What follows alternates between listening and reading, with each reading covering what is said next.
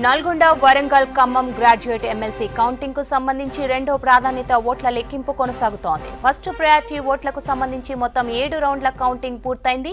మొత్తం వ్యాలిడ్ ఓట్లలో సగం కంటే ఎక్కువ ఓట్లు ఏ అభ్యర్థికి రాలేదు. దీంతో సెకండ్ ప్రయారిటీ ఓట్లను లెక్కిస్తున్నారు.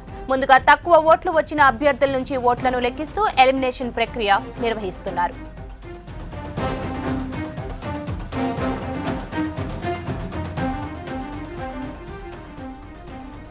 మొత్తం 71 మంది అభ్యర్థులు ఉంటే ఇప్పటి వరకు 52 మందిని ఎలిమినేట్ చేసినట్లు తెలుస్తోంది.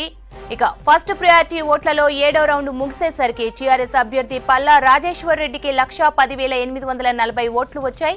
తీన్మార్ మల్లన్నకు 83,290 ఓట్లు పోలయ్యాయి. కోదండరాంకు 70,072 ఓట్లు, ప్రేమేందర్ రెడ్డికి 39,107 ఓట్లు వచ్చాయి. 7 రౌండ్లలో మొత్తం 21,636 ఓట్లు చెల్లకుండా పోయాయి.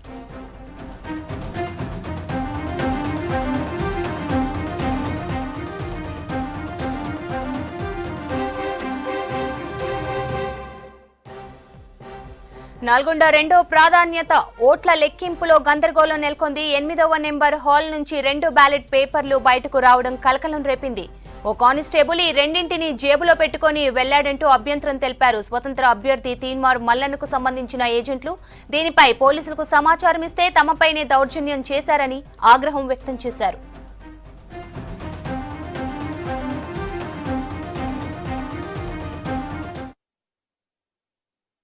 ఆల్రెడీ నిన్న ఫస్ట్ ప్రియారిటీ మొత్తం కంప్లీట్ అయింది. కంప్లీట్ అయిన తర్వాత ఇప్పుడు ఎవరైతే ఓటింగ్ స్టాఫ్ ఉంటారో వాళ్ళు క్లియర్ గా ఎవరు బాక్సులు ఉన్నాయి ఆ బాక్సులకి ఆల్రెడీ వాళ్ళు ఇవి బ్యాలెట్ పేపర్ తీసి ఆల్రెడీ వెళ్ళిపోయినాయి.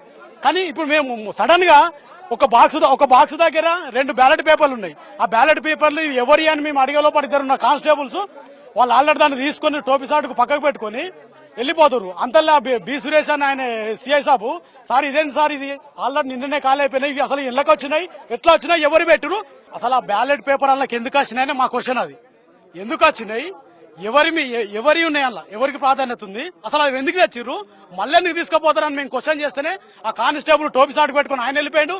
సిఐ సాబుని అయితే ఆయన దబాయించి ఇంకా నవ్వుతుండు. ఇంకా మాకు క్లారిటీ రావాలి కదా, అది ఎవరు తీసుకొచ్చిండు, వాడికి ఎందుకు వచ్చినాయి. ఆల్రెడీ దాన్ని నిన్ననే ఆల్రెడీ బాక్స్ ఎంటీ అయిపోయినాయి, తీసేసుకున్నారు. మరి అవి ఎందుకు వచ్చినాయి అట్లా మాకు సీసీటీవీ ఫుటేజ్ కావాలంటే ఆయన రెస్పాండ్ లేదు. అక్కడ ఎవరున్నా ఎవరు రెస్పాండ్ లేదు కాబట్టి అక్కడికి మీకు రావడం జరిగింది.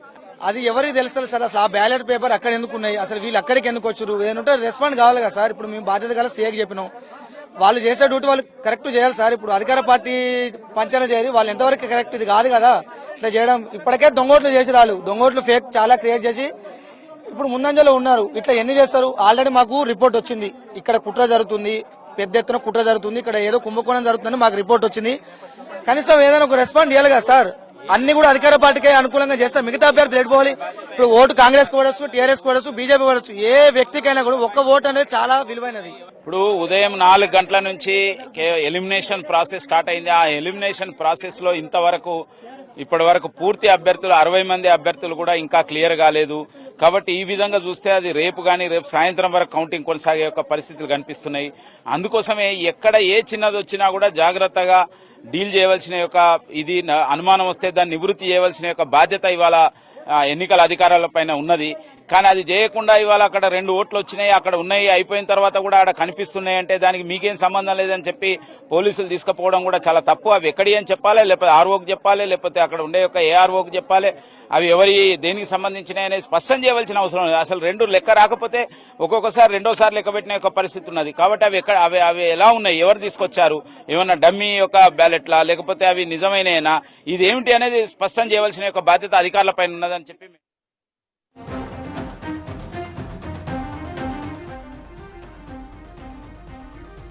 నల్గొండలో కౌంటింగ్ కు సంబంధించి డీటెయిల్స్ కృష్ణమోహన్ ను అడిగి తెలుసుకుందాం. కృష్ణమోహన్, బ్యాలెట్ పేపర్లకు సంబంధించి వివాదం ఏంటి, అధికారులు ఏమంటున్నారు?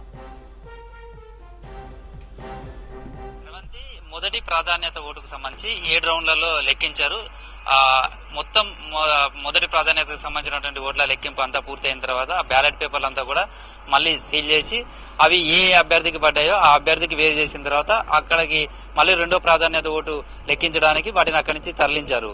కానీ 8వ నెంబర్ హాల్ కు సంబంధించి నిన్న సాయంత్రమే మొదటి ప్రాధాన్యత ఓట్లన్నీ కూడా లెక్కించడం, అవి వేరు చేయడం, వాటన్నింటినీ కూడా రెండో ప్రాధాన్యతకు ఎవరికి పడ్డాయో ఆ ఓట్లను అక్కడి నుంచి సీల్ చేసి రెండో ప్రాధాన్యత ఓటు లెక్కింపుకు మరొక గదిలోకి తరలించారు. కానీ ఇక్కడ చూస్తే ఈ కొద్దిసేపటి క్రితం 8వ నెంబర్ హాల్లో 2 బ్యాలెట్ పేపర్లు దొరికాయి.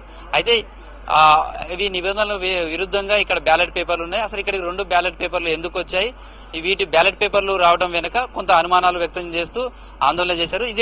ఇదే క్రమంలో ఒక కానిస్టేబుల్ ఆ 2 బ్యాలెట్ పేపర్స్ ను కూడా జోబులో పెట్టుకుని వెళ్లిపోతుండడం కనిపించింది.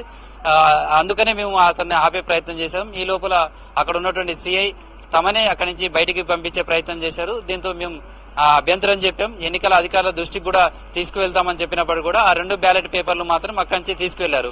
అసలు కౌంటింగ్ పూర్తయిన తర్వాత మొదటి ప్రాధాన్యత ఓటుకు సంబంధించి అక్కడి నుంచి ప్రతి బ్యాలెట్ పేపర్ గానీ అవంతా కూడా ఎవరికి అభ్యర్థికి వచ్చాయో వాటన్నిటిని కూడా సీల్ చేసి రెండో ప్రాధాన్యత ఓటుకు సంబంధించినటువంటి దగ్గరికి తీసుకెళ్లాలి. ఒక ఇన్వాల్వ్డ్ ఓటు అయితే వాటిని కూడా సపరేట్ గా ప్యాక్ చేసి సీల్ చేయాల్సి ఉంటుంది. కానీ కౌంటింగ్ పూర్తయిన తర్వాత 8వ నెంబర్ హాల్లో 2 బ్యాలెట్ పేపర్స్ ఎక్కడి నుంచి వచ్చాయి?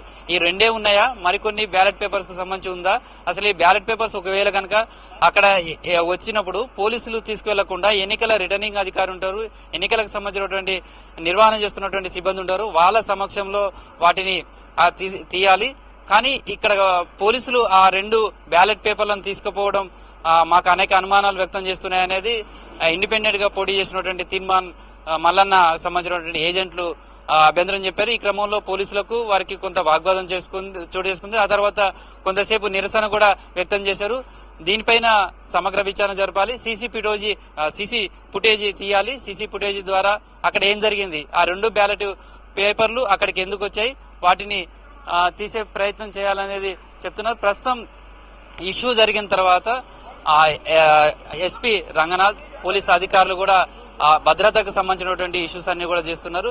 ఎన్నికల అధికారులతో కాదు వాళ్ళందరితో కూడా భద్రత ఎట్లా ఉంది, ఎందుకంటే ఇప్పుడు కీలకమైన దశకు చేరుకుందని చెప్పొచ్చు. ఇప్పటి వరకు జరుగుతున్నటువంటి కౌంటింగ్ ఒక ఎత్తు అయితే ప్రస్తుతం రెండో ప్రాధాన్యత ఓటులో జరుగుతున్నటువంటి ఈ టైంలో జరుగుతున్నటువంటి కౌంటింగ్ చాలా సీరియస్ గా జరుగుతుందని చెప్పొచ్చు. ఎందుకంటే మొత్తం 71 మంది అభ్యర్థులలో తక్కువ ఓట్లు వచ్చిన వాళ్ళను ఎలిమినేట్ చేసుకుంటూ రెండో ప్రాధాన్యత ఓటు లెక్కించుకుంటూ వెళ్తున్నారు. దీంట్లో ఇప్పటి వరకు 55 మందికి సంబంధించినటువంటి లెక్కింపు పూర్తయింది. వాళ్ళంతా కూడా ఎలిమినేట్ అయ్యారు. మిగతా ఈ ఓట్లన్నీ కూడా 200, 300, మాక్సిమం 500 కూడా దాటిన అభ్యర్థులు లేరు. ఇంకా ఇండిపెండెంట్లకు సంబంధించి చూస్తే తీన్మార్ మల్లన్న అత్యధికమైన ఓట్లు 83,290 ఓట్లు సాధించి 2వ ప్లేస్ లో ఉన్నారు. ఆ తర్వాత ఇండిపెండెంట్ అభ్యర్థికి అంటే బ్యాలెట్ పేపర్ లో ఇతని 49వ నెంబరు దుర్గా ప్రసాద్ మహారాజ్, ఇతనికి 3,476 ఓట్లు ఉన్నాయి.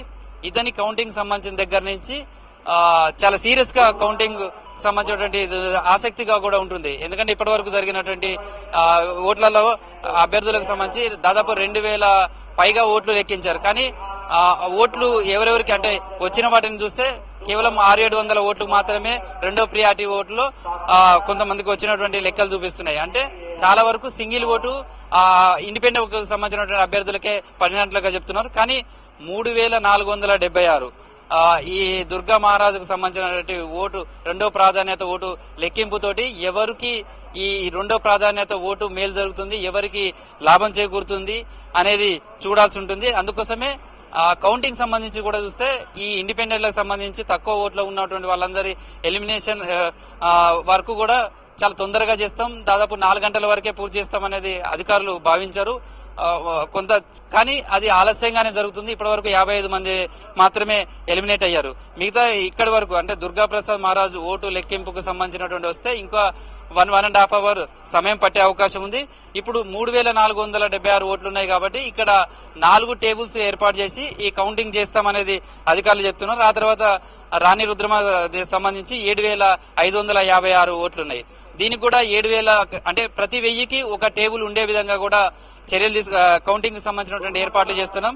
ఓట్లు 8,000 ఓట్లు దాటితే 8 టేబుల్స్ అట్లా చేస్తామని చెప్తున్నారు. అయితే రెండో ప్రాధాన్యత ఓటు ఇక్కడ నుంచి అంటే రాణి రుద్రమాదేవి దగ్గర నుంచి ఓట్ల లెక్కింపు సంబంధించినటువంటి ఆసక్తిగా ఉంటుంది. ఎందుకంటే రెండో ప్రాధాన్యత ఓటుకు సంబంధించి ప్రధానంగా ముగ్గురు అభ్యర్థుల మధ్య గట్టి పోటీ ఉంది. పల్లా రాజేశ్వర రెడ్డి కావచ్చు, తీన్మాన్ మల్లన్న, అదేవిధంగా ప్రొఫెసర్ జయశంకర్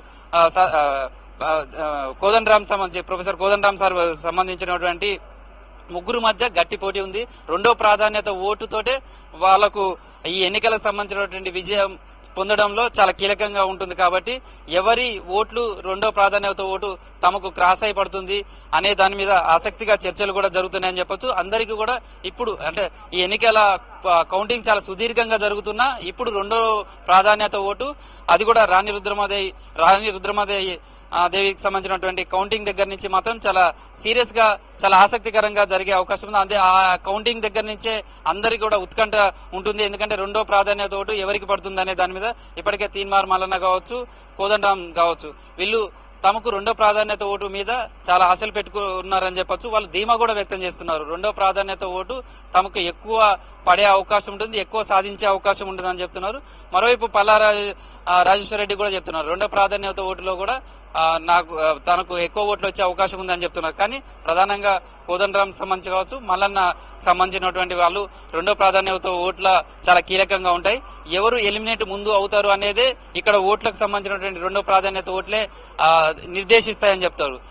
రెండో ప్రాధాన్యత ఓట్లు నిర్దేశిస్తాయి కాబట్టి ఎవరికి ఈ రెండో ప్రాధాన్యత ఓట్లు ఎంత మేరకు మేలు చేస్తాయి అనేది చూడాలి. అయితే ఇక్కడ వరకు అంటే జయసారథి రెడ్డికి సంబంధించిన వరకు 9,557 ఓట్లున్నాయి. అక్కడ వరకు 9 టేబుల్స్ లో కౌంటింగ్ జరుగుతుంది. అక్కడి నుంచి ఇక రాముల్ నాయక్ ఈ కౌంటింగ్ సంబంధించి రేపు సాయంత్రం వరకు కూడా జరిగే అవకాశం ఉన్నది అనేది మాత్రం అధికారులు చెప్తున్నారు.